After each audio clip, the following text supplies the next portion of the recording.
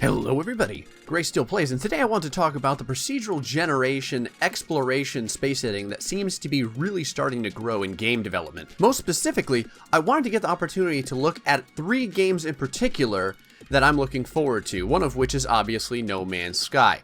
The other 2 are The Long Journey Home and Dual Universe. Some folks have commented in the teaser about The Long Journey Home of it being a ripoff of No Man's Sky, and I'm seriously hoping that this isn't what the genre becomes about.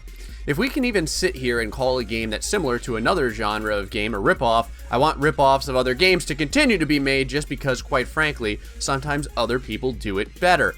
As gamers, we should want more enjoyment, more ingenuity, and more polish on all of our games. So on that, I say to any developers, screw the haters and keep developing procedurally generated space games, because damn it, the more the better. I'll play them all. I have no idea how I'm going to divide my time, but I'll still play them all. So moving into these games, I want to talk real fast about each one, and I mean real fast, and just go into some of the differences and how it's cool that they're kind of appealing to different audience types. First, we've got No Man's Sky. I've got a bunch of videos about it. Other folks have a bunch of videos about it. It's literally almost here and released. It's coming out this August 9th, and it's a procedurally generated exploration survival space game. You start at the outer edge of the galaxy, and the idea is that you can work your way toward the center, where, in air quotes, the finish line is. But the game doesn't end there, of course. You can continue playing for as long as you want. The main idea behind the game is that you can mine resources, get units, which is the currency in the game, buy new procedurally generated ships, outfit those ships, your spacesuit, and the multi-tool, which is kind of like your all-in-one weapon mining tool terrain destroyer, with various upgrades, and just have an awesome time checking out the cool procedurally generated planets with procedurally generated animals and plant life. Obviously, there's a ton of other things that you can do, like trading, naming discoveries, and the like, but it's a game that's focused on the exploration part of space travel and surviving the hostilities of the various planets. From what we've seen, it's a bit light on crafting and diplomacy. It exists, I just don't think it's like the core of the game, so to speak. It also doesn't really have any typical RPG stylized questing or anything. Next, we've got The Long Journey Home. This is the next game that will, or I should say might, release after No Man's Sky, and it's slated for somewhere in the 4th quarter of this year.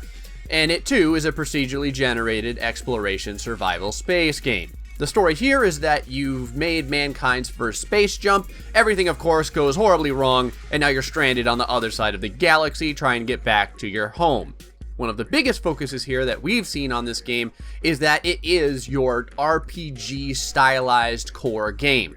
There's quests, diplomacy, your choices that you make with various races have an impact on the rest of your gameplay experience, and that in itself is substantially different than the focus of, say, No Man's Sky. Another interesting portion of the game is the crew management. You effectively run a crew, each member having their own strengths and weaknesses and personalities. The core mechanics of the game are a bit different as well. When you land on a planet, for instance, you're piloting a 2D plane, side-scrolling space lander in a 3D space. Everything is permanent as well in each gameplay, so if you crash your lander, that's it, it's gone.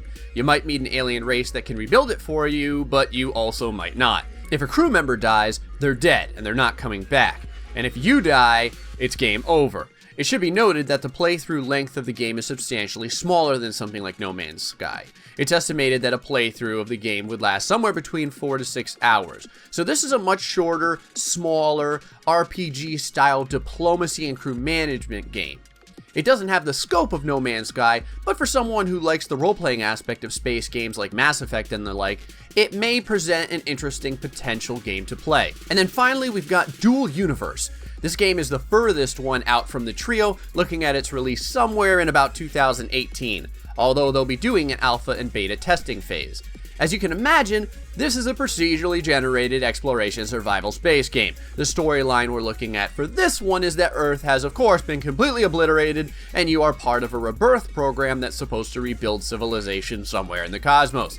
Dual Universe splits away from the pack by picking up the multiplayer ball and charging full bore into MMO hood. Dual Universe says that it will be a persistent, single-shard universe where everything is procedurally generated as players will travel further and further from their arc ships. That's the ship where you awaken from cryogenic sleep to rebuild society. The big focus here is crafting, which utilizes voxel technology. You'll have two basic types of crafting: planet crafting, which will allow you to modify the surface of a planet, and construct crafting, which is where you'll get your ships, bases, and pretty much any other object you can think or imagine. Dual Universe is in no way single player, and is a flat-out MMO game, making it substantially different in focus than the other two. The sheer versatility and focus on crafting and building is also quite interesting, and recently the developers released a short video of them modifying one of the battle cruisers that was seen in a trailer they had made, just to show skeptics that their ships weren't simply cut and pasted images, but truly fully customizable ships that had actually been built by the team. Anyway folks, I hope that you enjoyed what was this super brief look at these three interesting upcoming space games. In the last video, I asked you if you were going to play No Man's Sky on a console or a PC, and if you were rocking a PC, what the specs were. Here were some of your responses. Festive Chip is throwing down some significant PC firepower. He's got a CPU of an i5-6600K, a graphics card of the brand new GTX 1070, and a motherboard of the MSI Gaming M5. He's got 8 gigabytes of RAM and a 750 watt power supply. Mitchie Games is going to be putting the AMD graphics card to the test. He too is using an i5-6600K, but he's going to be running the Radeon R9 380 graphics card. And also he's up there with 16 gigs of RAM.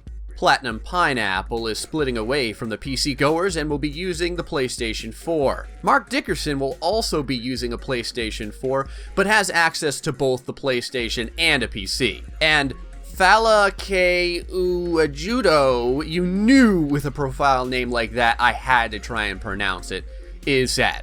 Because apparently in Brazil, you need to work for 4 months and spend all of your earnings to even afford the $450 PC I suggested.